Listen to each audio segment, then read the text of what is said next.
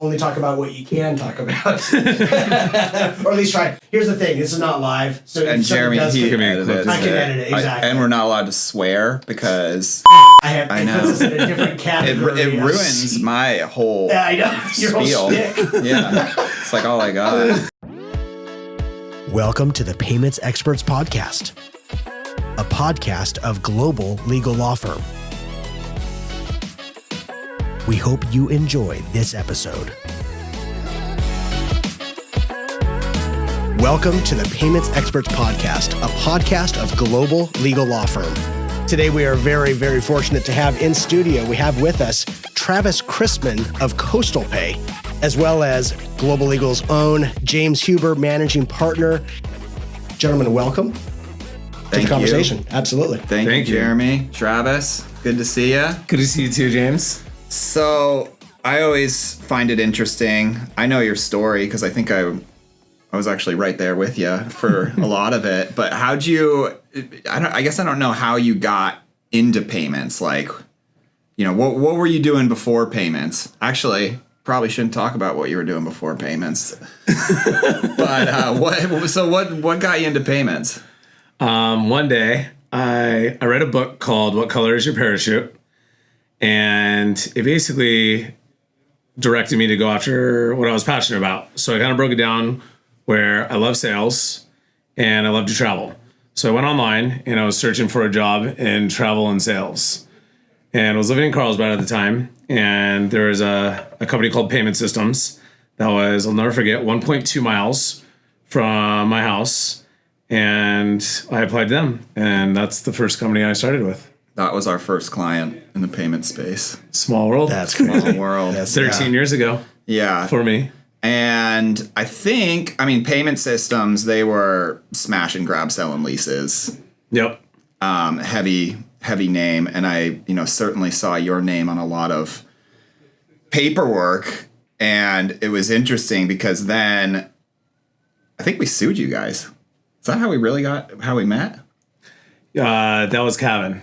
I sued Kevin. Yes. Kevin's your partner. So we sued Kevin. Did you go with Kevin right away or did you come with him later? I went with him right away. Okay, great. So Kevin spun off his own ISO. We went to Securus. Oh, you went to Securus. And that's when the lawsuit happened. Uh-huh. Oh, so we were suing Securus. You were suing Kevin. And Securus. We were suing everybody. Everybody that left the door, this guy had to sue them. And then it was great because when those lawsuits were all done, this was like non-compete stuff. Yep. You left, and this ISO, he was smash and grab, and everybody who left, he just goes, Huber, Dryden, sue him. So we did, but I would say 100% of those people we ended up representing because part of it was, well, we need a payments attorney. We've worked together for years, no hard feelings. And also, those were just intimidation lawsuits that were, so hopefully there's no hard feelings. There's none on my end. So none on ours. Hey, okay. James, before you move forward from that, because we've talked about this before, and I think for our audience in general, smash and grab. What are you talking about there? What am I talking about, Travis? Smash and grab. That's a good question. Selling leases. So you're running in there and you're going, you need 20 VX20s. Just sign this form. I know you have one checkout, but you got to lease a whole bunch of stuff. Oh, boy. That was the sales model. Gotcha. Yep. Okay. You guys still do that? No. That ended a while ago. Yeah, that was a fun time. So when you guys, you were sales agent, you're out on the road making, heavy sales, and then you went to another ISO that spun off of Payment Systems. And then how did you guys decide, let's just do our own thing? One day I went to Kevin. The company put me in a Super 8 hotel. And I was watching the owners buy Lamborghinis and Ferraris. And I was like, I just broke their company record in terms of lease. Mm. And here I am in a Super 8, and these guys are buying matching Lamborghinis and Ferraris. And that's when it dawned on me, like, maybe we should branch out and do it ourselves. So I kind of put the bug in Kevin's ear.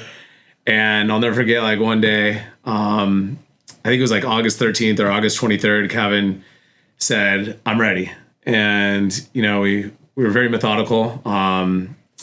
We planned out for a good 6 months. We spent the evenings for 6 months building out a business plan. There was 4 of us.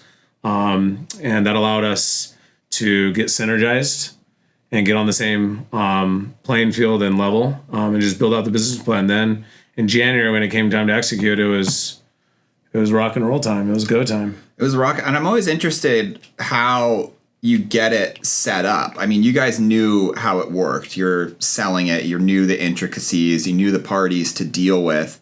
But like, with your processor, how'd you get with them? You just pick up the phone and you're like, hey, processor. Yeah, so you find, if you want to register as an ISO, right, you find the processor that you want to go with.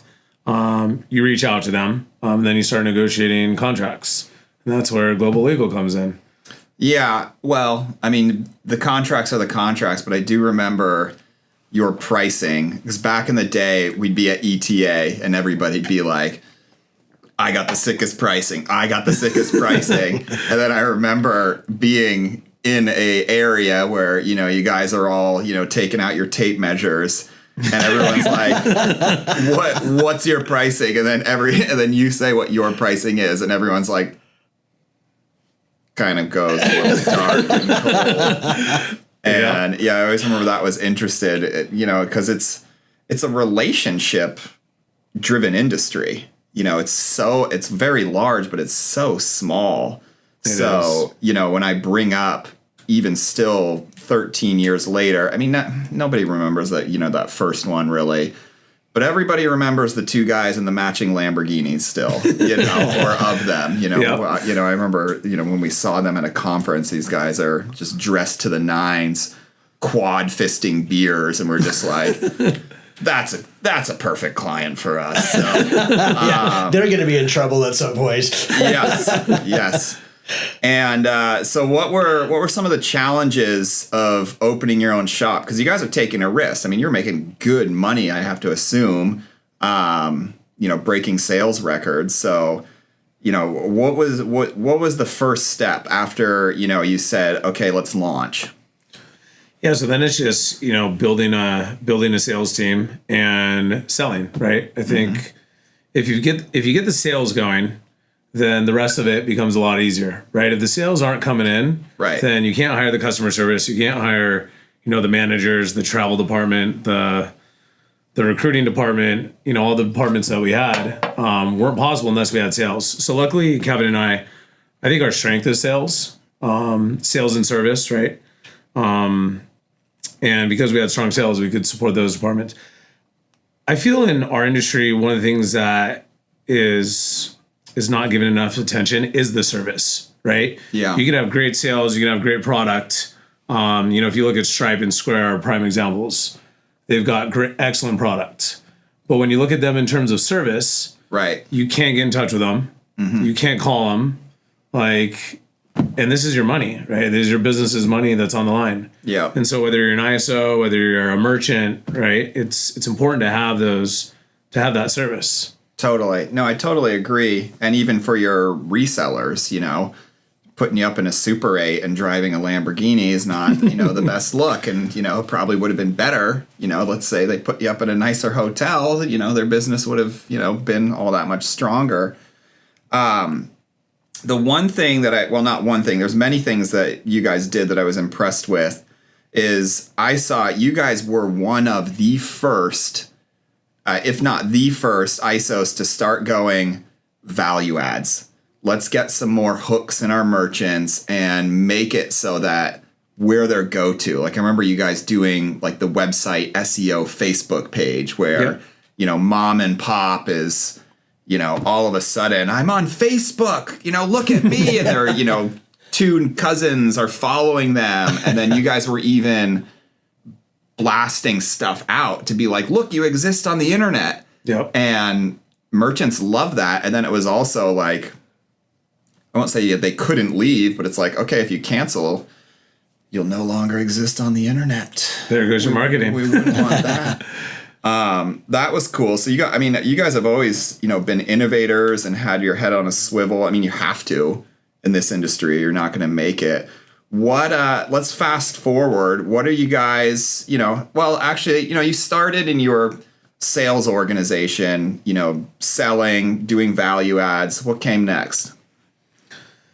So after the value adds, like the social media marketing, we had a company called Social B that did everything that you talked about. Yeah. After that, and kind of the whole lease approach, right? We were good at sales. We kind of took a step back, and we wanted to help the merchants.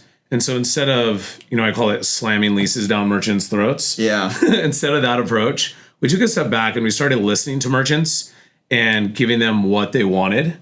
And, the first thing and the biggest request we had was CBD. We had vape stores. We had a large retail presence. Our target market was retail nationwide. And one of the newer industries was vape stores. Well, vape stores carried CBD.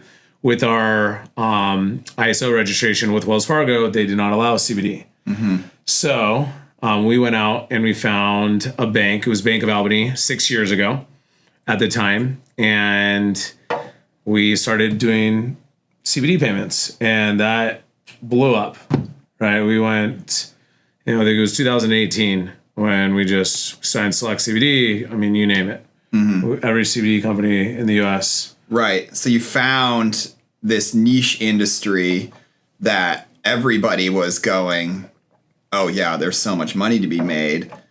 And again, you found the relationship to do it. So it's something that, everyone to be successful, to go beyond just, slamming leases or,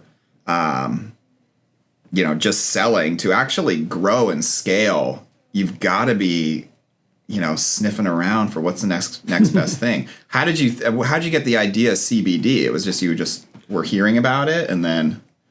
Yeah. So we, with the vape stores, we had tried out some other CBD solutions that were international. And I think they were paying $1,500 a month and they had 50% decline rate because the acquiring bank was in Mexico at the time. Mm-hmm. And so it just wasn't a good product for the merchants. Right. And so, we were just kind of keeping our ears open and trying to help our merchants. And it was a blessing that we ran into Bank of Albany, perfect timing. And that just blew up. How'd you find the bank? I mean, that was the secret sauce for a hot minute there, right? Yeah. The networking, right? Going to trade shows, talking to other companies, calling around. At one point, I created a list of all sponsor banks in the United States, and I would call every single one. Oh, really? Cold call and be like, wow. Are you doing CBD? And then I create a list. And who would you call? You name it. Look it up on LinkedIn. Go any sponsor bank. How many calls do you think you made? So on the list, there was about, I think, 43 sponsor banks. Yeah. That I'd talk to, and I would label them green, yellow, red. Green means they are doing CBD or plan to do CBD. Yellow means they're on the fence. Red, no way they're doing CBD. Right. So typically it would start with, you start with a call, you talk to the salesperson, then the salesperson says, this is out of my pay grade. You need to talk to our risk department. Talk to our risk department.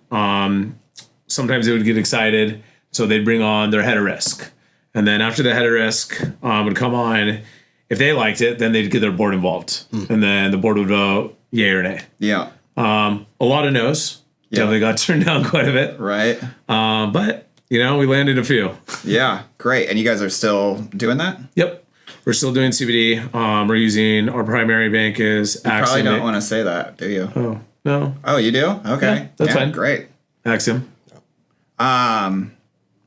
What can I just say, James, as you're thinking about where it's going next is, Travis, that's quite a story, man. I mean, you guys were kind of first to get there because you can imagine that, especially 6 years ago, and it comes down to tenacity. That's what I'm hearing in your story. You could have been like, no, this is not my job. I'm at a position now. I don't need to be on the phones all day. But there you were banging on the phones to these banks. I think that's pretty inspiring. Were you guys processing marijuana too? No marijuana. No marijuana. Nope. Are you high right now? Okay, so that's brought us pretty close to today. I know you guys have a bunch of new stuff that you're rolling out.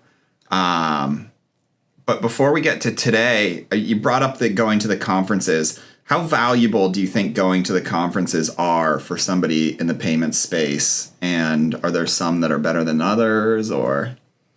Excellent question. So we've kind of tested out a lot of different marketing strategies. We started with a call center where we had 40 callers booking appointments for our outside sales team. Ran that model. Employees are expensive here in California. Margins were thin. And it's an old school model. We're a younger company, progressive, me and Kevin are young progressive owners, and we started to think outside the box. So we've tested LinkedIn marketing, we've tested Facebook ads, Google ads.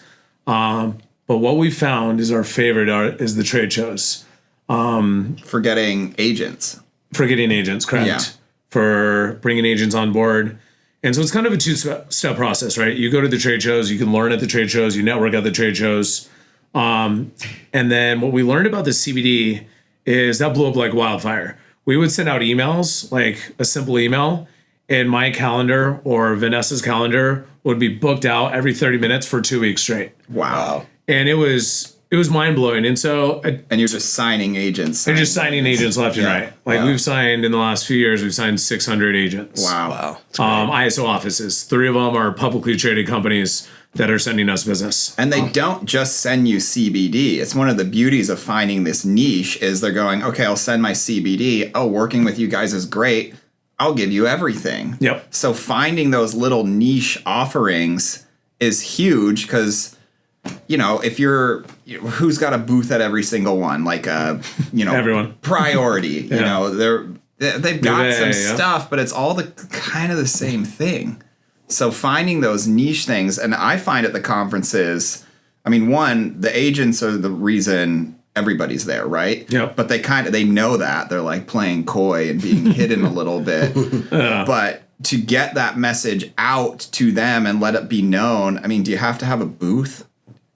You guys do a booth. You do. Yeah, we do a booth. Yeah. We've done both. In the beginning, we used to just walk the floor at network, and that's great. You get your name out there, but the booth is great because you get the email list, and then from the email list, you send monthly emails, and then eventually everyone signs up with you if you have good product. If you have a good product, if you have a niche product, because I'll get after those conferences like, thanks for meeting with so-and-so ISO. It's like, I didn't meet with you. And it's just, and I'll look at the marketing because I'm looking and being like, well, these guys probably need a lawyer. And then, but I'm like, you didn't say anything. Where I get yours and it's like, here's what we do that's different. 1, 2, 3, 4, 5, 6, 7, 8.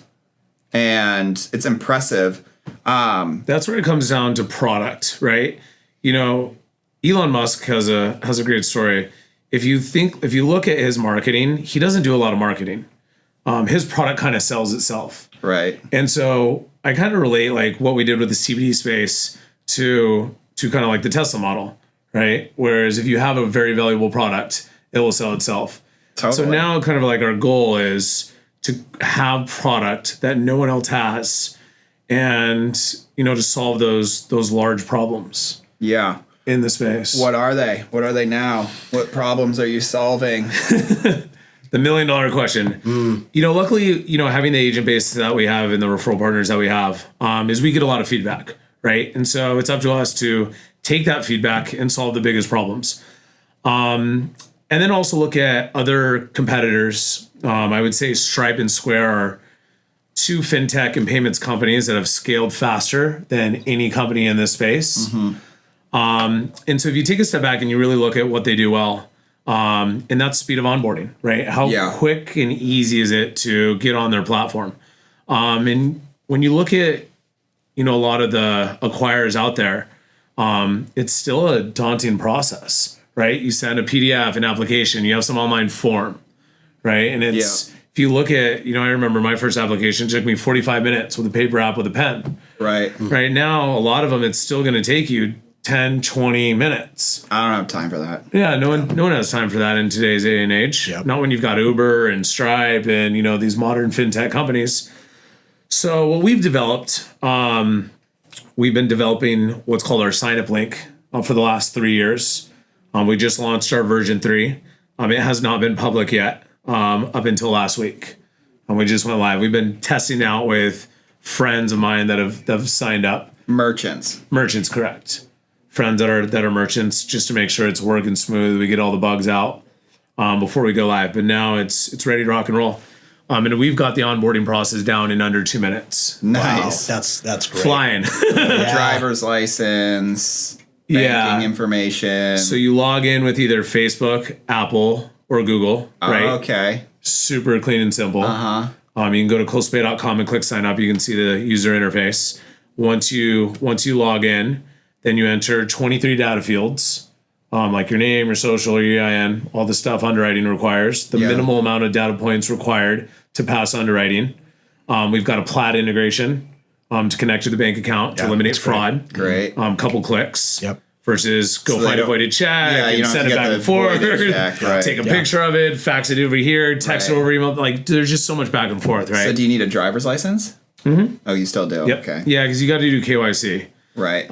So you still need a driver's license. There's a spot to enter your driver's license number.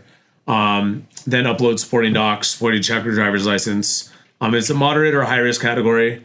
Then there's a few more docs. Yeah. But it's super clean and easy, right? Yeah. Click the button, you can upload those documents. Travis, I got to ask, I'm so curious about this, and this is maybe getting a little bit in the weeds. Where and when is the match list inquiry taking place? Because that's one thing that we get calls all the time from merchants who are like, so-and-so onboarded us. We thought everything was great. And then a week later, 2 weeks later, they actually come back and say, sorry, we actually can't onboard you. We found out you're on the match list. Do you mind talking about that a little bit from your end? Yeah, of course. So the match list happens once the application gets submitted.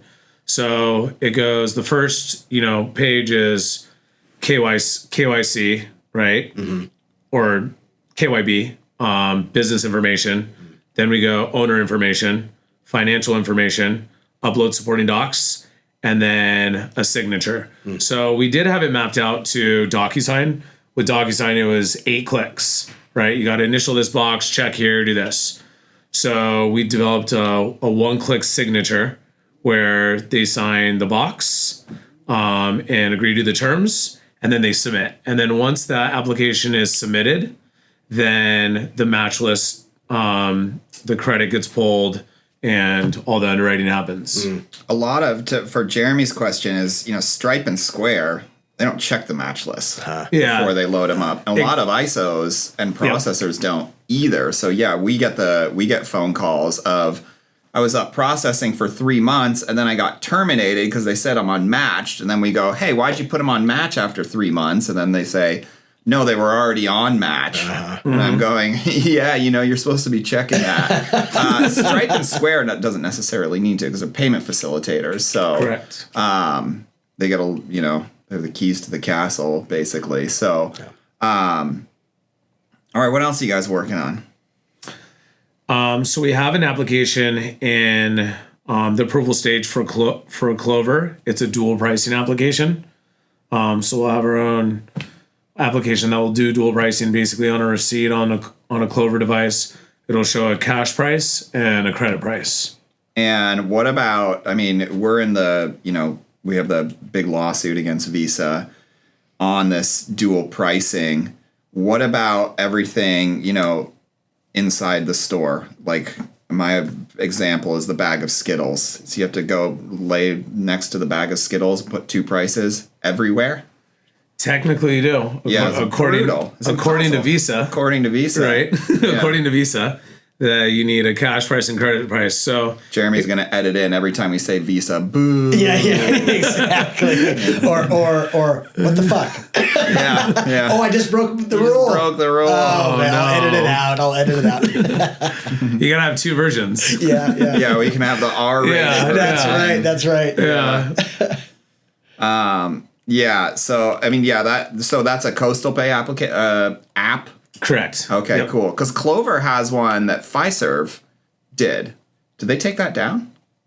They had a dual pricing app on. Did they? Yeah, they had their own thing. Oh, I did not see it on that. That I was going, how come you're letting them do it? Because what we're seeing is basically in the surcharges, they're just not letting anybody do it. New York just dropped a law that pretty much mirrors what Visa is saying but theirs is a little looser. They're going, the surcharge price can't exceed the cost of taking the card in. Yep. But that's not just your percentage. I mean, there's what about my, year-end fees, my PCI, this, and that's why we're going the surcharge of 3%. That doesn't cover it. That barely covers interchange. It doesn't cover all of the costs of acceptance. So Visa, who's fighting our lawsuit, they're going, we're protecting the consumer from all the hidden fees. Yeah. It's not a hidden fee if I can just look and see it on the receipt or on the POS. Yeah. I don't see how that's protecting the consumers. And the real reason is we did a whole presentation of they're going, we don't want regulation. So, which, I think everyone kind of disagrees with. A little bit of regulation is good for the payments industry. It gives us the rails to operate on so that you don't all of a sudden go, whoops. Yep. The guidelines. We need guidelines, right? Guidelines to follow. Right. Exactly. And all we have are Visa's rules, which it can't even make sense. I always joke, I'm reading through and I'm like, I found what I'm looking for. This only applies in the Crimea region. So it's brutal. So, we really don't have rules. Even CBD, when it really popped, it was up. Elevon, U.S. Bank, just opened it up for 3 months. Yep. And it went bonkers and then just got shut down. Yep. And then you guys got real busy. We got really busy. Yeah. So what's on the horizon for you guys? What's next? You don't have to give away your, diabolical schemes, but what are you guys going to do next? Yeah. So, about a year ago, we started focusing on, after our CBD boom, we started focus on software and integrations.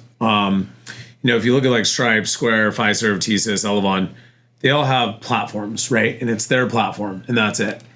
But if you look at like cryptocurrency and alternative payment methods, buy now, pay laters, what we're seeing is there's a future in having multiple options, right? And who is going to be integrated to what, right? So we're in the position where we board on TSYS, we board on Fiserv, we board on Elevon, and we have options, right? Yeah. TSYS has 800 integrations. Yeah. Fiserv has 800 integrations or so. Elevon's got a few hundred. And, we want to be focused on integrations because we never know, is it going to be Aloha, right? Or is it going to be Lightspeed that's going to incorporate or partner with a certain cryptocurrency or a certain payment method or some sort of integration. So we're trying to corner the integrations market. Our dev team is currently building out the integrations to our gateway for e-commerce. So we're starting with WooCommerce. We're building a plugin and extension that will connect our gateway to WooCommerce. Once that one's completed in the next couple weeks, then we're going to build them all out. Anyone that's got an open API, any shopping cart, Shopify, or all the other ones that are out there, we'll build plugins and extensions so we have the e-commerce covered. And then we're also going to go after the software integrations. So we'll build out all the integrations to all the POS systems out there. So we can control that code and have those integrations into our system. That's excellent. Yeah. Hey, Travis, I'm curious about this. We talked about the banking relationships, right? And how that was kind of a big deal in the growth of Coastal Pay. How did you find these tech guys? Who's these software engineers? If you don't mind, not details necessarily, but was that hard? Was that challenging finding? Excuse me. We often comment. Chris says, James says, payments is becoming a tech industry almost more than anything, and it sounds like you've got a good team over there. So how'd you guys get hooked up with them, and how'd that work out? Yeah, same. It's the same process, right? Hunting down good talent anywhere and everywhere is always the name of the game, right? Attracting.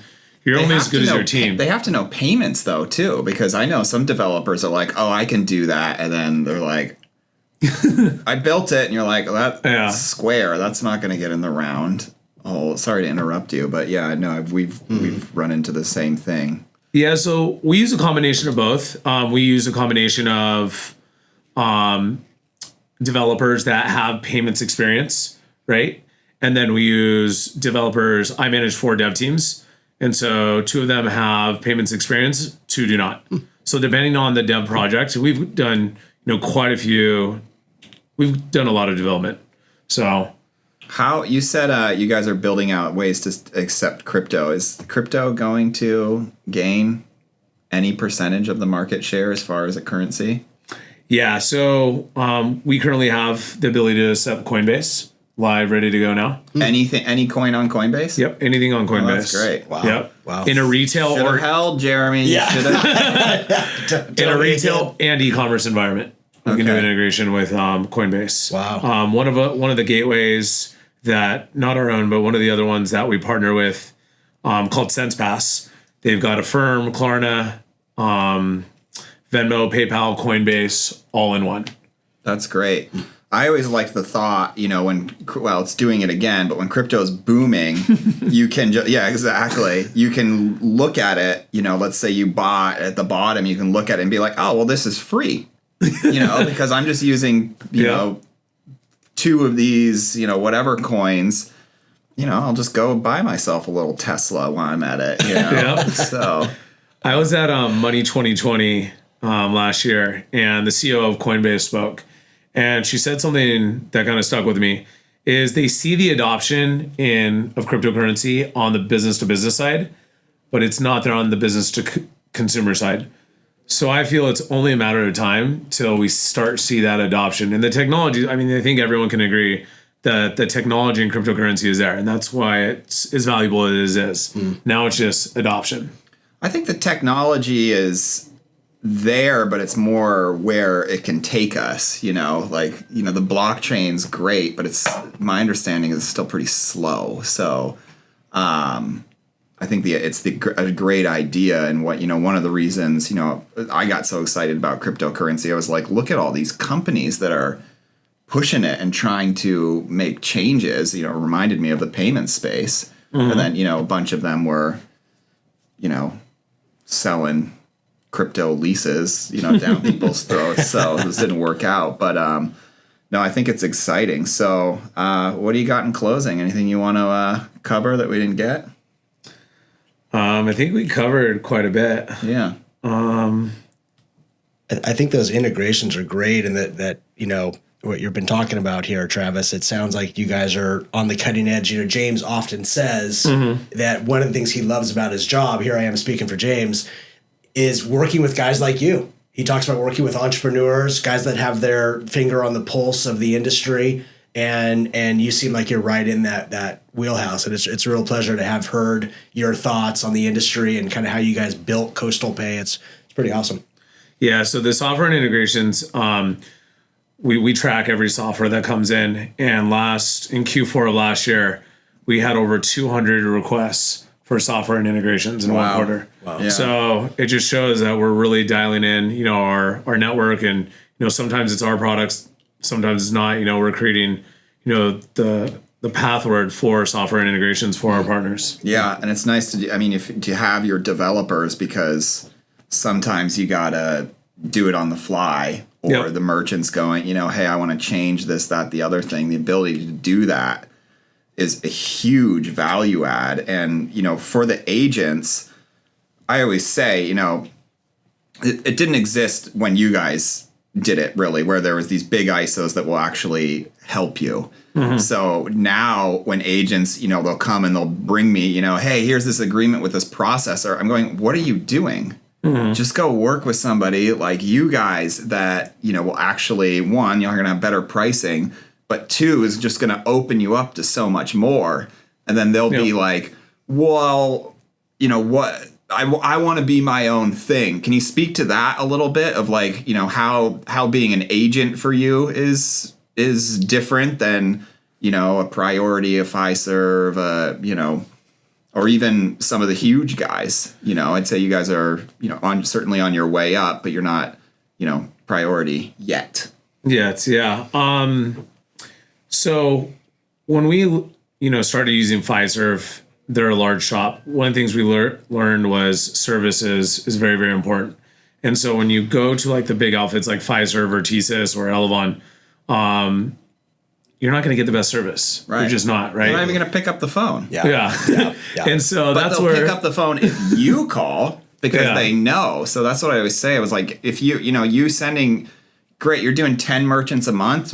That's amazing. Yep. But these guys are doing hundreds, a month. So they get, the squeakier wheel, or whatever, the more successful wheel. Yeah. And that's what we do a good job of kind of boxing everything where we have, we've got TSYS, we've got Fiserv, we've got Elevon, all in one place, right? And so instead of going all these different directions, creating relationships with Verosa and Rectangle Health and Iris and, all these relationships that we've created, you come to Coastal Pay and you get everything that we've built over the last 10 years in one place. Yeah. On one. And then we can, I like to say our brand is built. So our goal now is to build our partners' brands.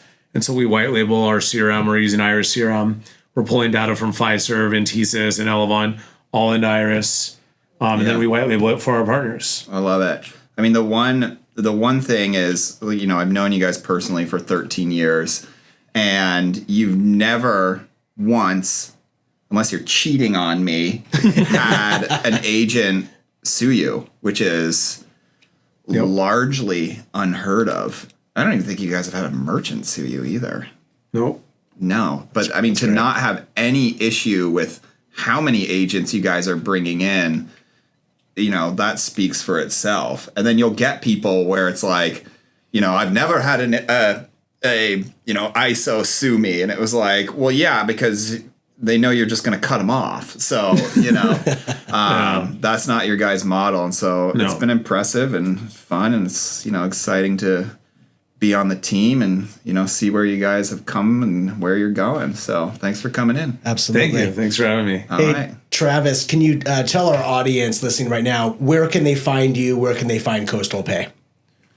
Yeah, so you can find us at coastalpay.com. Just go to our website and there's a contact button there and we will respond. Excellent. It's been great having you. This has been the Payments Experts Podcast, a podcast of Global Legal Law Firm. We had our special guest, Travis Chrisman from Coastal Pay in studio, as well as James Huber. It was awesome. Thank you very much, gentlemen.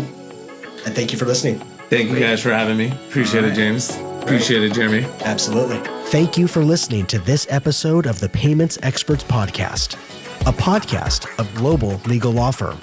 Visit us online today at globallegallawfirm.com.